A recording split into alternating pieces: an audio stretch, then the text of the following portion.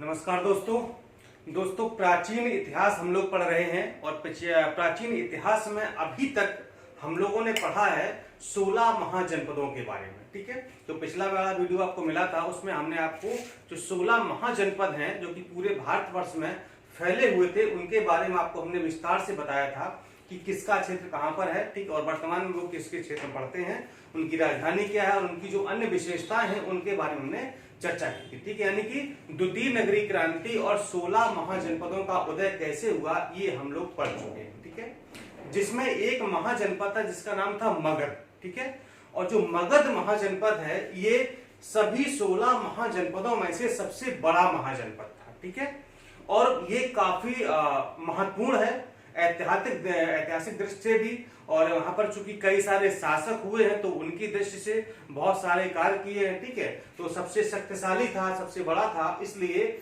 इसके बारे में थोड़ा स्पेशल जानकारी, कुछ विशेष जानकारी है जो आज आपको हम बताने वाले। ठीक है, इसलिए हम लोग आज पढ़ेंगे मगध राज्य का उत्कर्ष कैसे हुआ। ठीक है, ये आपने इतिहास में पढ़ा भी होगा, आप पढ़ते भी है। ठीक है, काफी इंपॉर्टेंट टॉपिक है, यहाँ से प्रश्न अक्सर पूछे जाते हैं। कई सारे वंश हुए हैं, उन वंश के शासक हुए हैं, उन शासकों ने कुछ कार्य किए हैं, तो उससे संबंधित बहुत सारे यहाँ पर चीजें हैं जो जानने वाली हैं।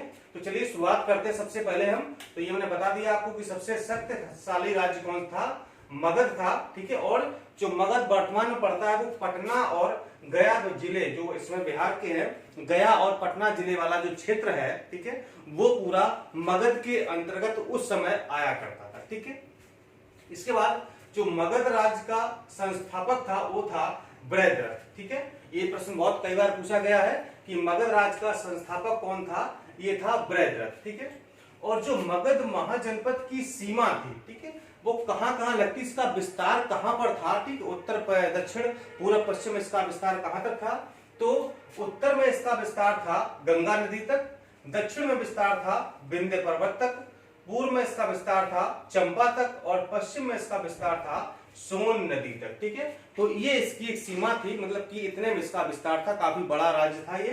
ठीक है, और जो इसकी प्रारंभिक राजधानी थी वो थी राजगीर या गिरिब्रज। ठीक है, राजगीर या गिरिब्रज ये इसकी प्रारंभिक राजधानी थी। ठीक है, फिर इसकी भी नई राजधानियां और बनेंगी, किन किन शासकों ने बनाई है वो भी आपको हम बताने वाले हैं। ठीक है, और जो ये मगध राज्य था तो इसमें जो वंश हुए हैं, कई सारे वंशों ने यहाँ पर शासन किया है। तो यहाँ पर जो वंश हुए हैं उन वंशों का क्रम कुछ इस प्रकार से है।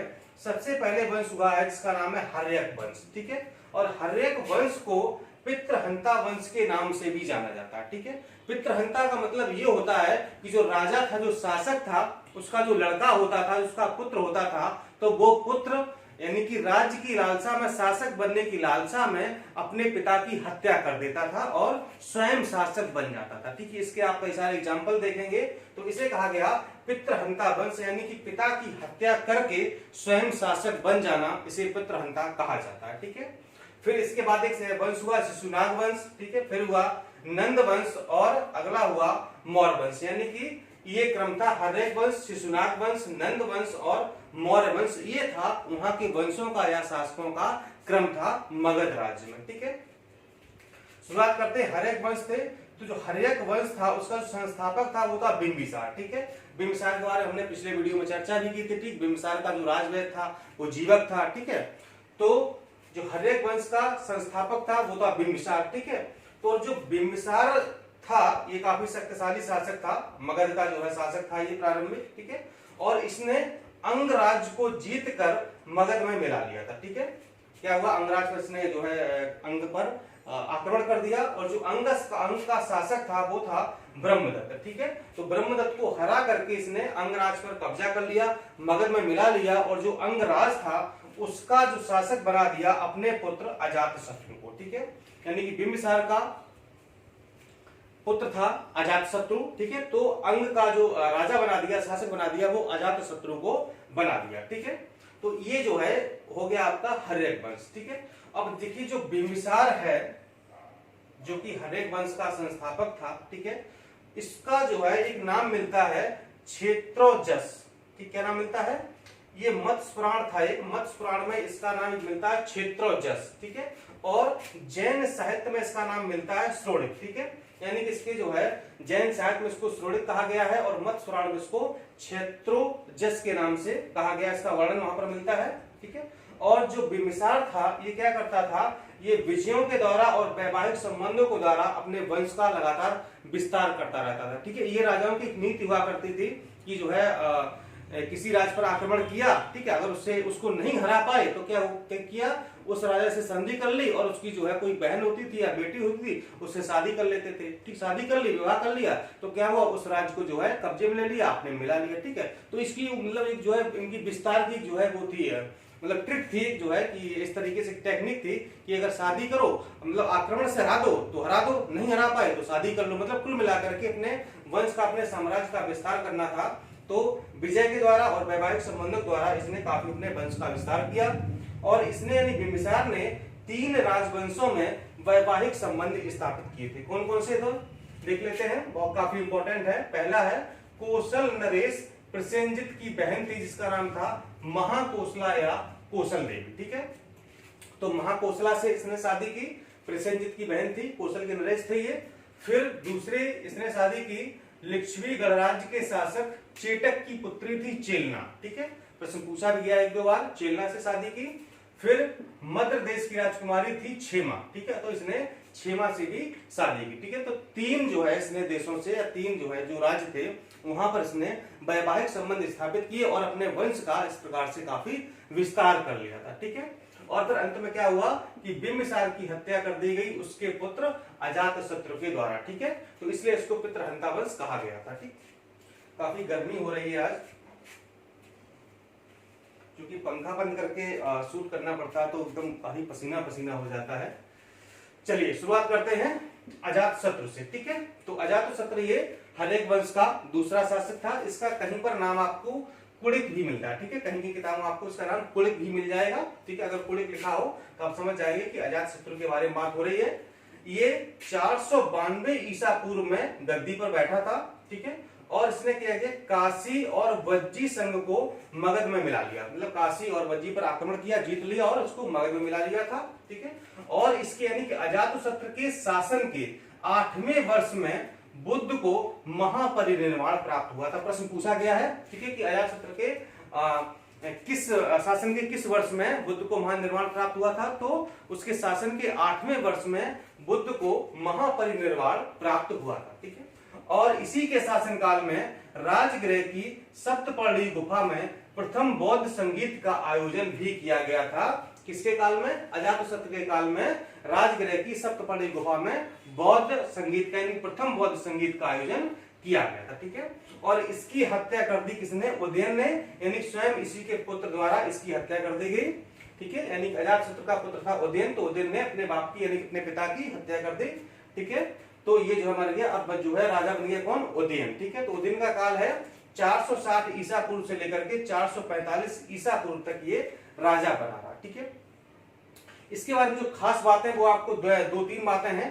इसने एक काम तो पहले ये किया कि पाटलिपुत्र जो नगर था उसकी स्थापना की। ठीक है, पाटलिपुत्र को कुसुमपुर के नाम से भी जाना जाता है। ठीक है, और इसी पाटलिपुत्र को उसने अपनी राजधानी बनाया। ठीक है, पहले राजधानी कहाँ थी, जो प्रारंभिक राजधानी थी मगध की वो थी राजगीर या गिरिब्रज। ठीक है, उदयन ने क्या किया, पाटलिपुत्र नगर की स्थापना की और पाटलिपुत्र को ही अपने राज्य की यानी कि मगध की राजधानी घोषित किया, पाटलिपुत्र को राजधानी बनाया। ठीक है, पाटलिपुत्र कहां पर है, गंगा और सोन नदियों के संगम पर इसने जो है पाटलिपुत्र नगर की स्थापना की थी। ठीक है, ये 2 बातें इसके बारे में खास हैं कि पाटलिपुत्र नगर की स्थापना की और उसी को उसने अपनी राजधानी बना लिया। ठीक है, और इस वंश का यानी कि हर एक वंश का जो अंतिम शासक था वो था नागदशक। ठीक है, ये जो नागदशक था ये अयोग्य शासक था और नागदशक जो ये अयोग्य शासक हुआ इसी का एक मंत्री था या अमात्य था, अमात्य कहा जाता था उस समय, अमात्य था, अमात्य मतलब मंत्री होता है, जिसका नाम था शिशुनाग। ठीक है,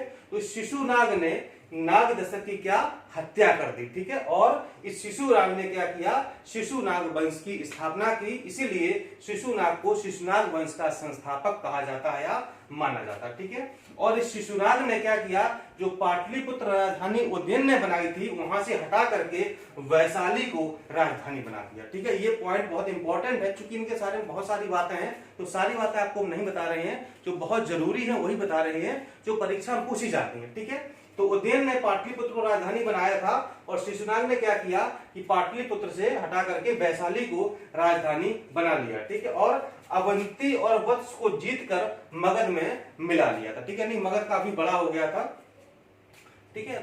और इसने जो काशी, अजातशत्रु ने काशी और वज्र को मिला लिया था, इसने शिशुनाग ने अवंती और वत्स को मिला लिया, तो काफी बड़ा ही राज्य हो गया था। तो ये शिशुनाग ने जो है, ये मंत्री था किसका, नाग दशरथ का, इसकी हत्या कर दी और स्वयं जो है शासक बन गया और शिशुनाग वंश की स्थापना कर ली, वैशाली को राजधानी बना लिया, ठीक है। अब शिशुनाग वंश का जो दूसरा शासक है वो है कालाशोक। इसका नाम कहीं कहीं काकवर्ण भी आपको मिलेगा, ठीक, काकवर्ण। और इसका जो शासन काल है वो है 394 ईसा पूर्व से लेकर के 366 ईसा पूर्व तक इसका शासन काल मिलता है, ठीक है। और इसने किया, कालाशोक ने क्या किया कि इसने वैशाली के स्थान पर पुनः पाटलिपुत्र को राजधानी बना लिया, ठीक। ध्यान रखना है कि कालाशोक ने वैशाली से राजधानी को हटा करके पुनः पाटलिपुत्र को राजधानी बना लिया और इसी कालाशोक के शासन काल में द्वितीय बौद्ध संगीति का आयोजन किया गया था, ठीक है। और जो शिशुनाग वंश था उसका जो अंतिम शासक है वो है नंदीवर्धन, ठीक है। इसको कहीं कहीं महानंदन भी लिखा मिलता है, तो याद रखिएगा नंदीवर्धन या महानंदन, ठीक है। ये भी जो है बहुत ज्यादा एक्टिव शासक नहीं था, ऐसे ही काम चलाऊ था, अयोग टाइप का ही था। तो इसका जो है, इसका नंदीवर्धन का क्या हुआ, एक जो है इसका मंत्री था, मतलब कुछ ऐसी था, मतलब ऐसा कुछ वर्णन विशेष नहीं मिलता कि क्या था, ठीक है। लेकिन तो इसकी हत्या है ना वो महापद्म नंद ने की थी, ठीक है। महापद्म नंद, ठीक है। महापद्म नंद क्या है, ये शूद्र शासक था, ठीक है। और महापद्म नंद ने नंदीवर्धन की हत्या करके नंद वंश की स्थापना कर दी और ये नंद वंश का संस्थापक बन गया, कौन, महापद्म नंद, ठीक है। महापद्म नंद ये नंद वंश का संस्थापक बन गया, जो कि शूद्र शासक था। और पुराणों में इसे महापद्म नंद को पुराणों में इसे सर्वक्षत्रांतक, सर्वक्षत्रांतक का मतलब होता है क्षत्रियों का नाश करने वाला, ठीक है। क्षत्रियों का नाश करने वाला, या फिर इसको परशुराम का दूसरा अवतार भी कहा जाता है, ठीक है। यानी कि पुराणों में इसे सर्वक्षत्रांतक तथा परशुराम का दूसरा अवतार कहा गया, किसको, महापद्म नंद को, जिसने नंदीवर्धन की हत्या करके नंद वंश की स्थापना की थी, ठीक है। नेक्स्ट इसके बारे में है, यह जो महापद्म नंद है ये प्रथम शासक था जिसने एक राट और एक छत्र की उपाधि धारण की थी, ठीक है। एक राट और एक छत्र, याद रखिएगा, ये किसने उपाधि धारण की थी, ये महापद्म नंद ने एक राट और एक छत्र की उपाधि धारण की थी, ये प्रथम शासक कहता था, ठीक है। और इसी नंद वंश का जो अंतिम शासक था वो था घनानंद, ठीक है। जो नंद वंश का अंतिम शासक था ये था घनानंद, ठीक है। और ये घनानंद था, ये सिकंदर का समकालीन था, यानी जो सिकंदर ने आक्रमण किया था वो घनानंद के शासनकाल में ही किया था, ठीक है। फिर क्या हुआ, 322 ईसा पूर्व में चंद्रगुप्त मौर्य ने अपने गुरु चाणक्य की सहायता से घनानंद की हत्या कर मौर्य वंश की स्थापना कर दी थी, ठीक है। 322 में क्या हुआ कि चंद्रगुप्त के जो गुरु थे कौटिल्य चाणक्य थे, उनकी सहायता से घनानंद की चंद्रगुप्त मौर्य हत्या कर दी और मौर्य वंश की स्थापना की, मौर्य वंश की नींव डाली, ठीक है। तो इसलिए अब हम लोग आगे जो पढ़ेंगे वो पढ़ेंगे मौर्य वंश के बारे में, जो मौर्य वंश के प्रमुख शासक हुए उनके बारे में पढ़ेंगे, कैसे उसकी स्थापना हुई है, कौन कौन शासक हुए हैं, कैसा उनका शासन काल रहा है, क्या विशेषताएं रही उनके शासन काल की, ठीक है। तो ये जो चीजें हम पढ़ चुके हैं, हम लोग जो है काफी क्लिष्ट थी, यहाँ पर थोड़ा सा बड़ा पढ़ने में समस्या होती है, याद करने में दिक्कत आती है, फिर मैंने आपको एकदम से टू द पॉइंट पढ़ाने का प्रयास किया है और वो पढ़ाया है जो कि सिर्फ परीक्षा में पूछा जाता है, ठीक है। चलिए, तो अगले वीडियो हम लोग पढ़ेंगे मौर्य वंश के बारे में। नमस्कार दोस्तों।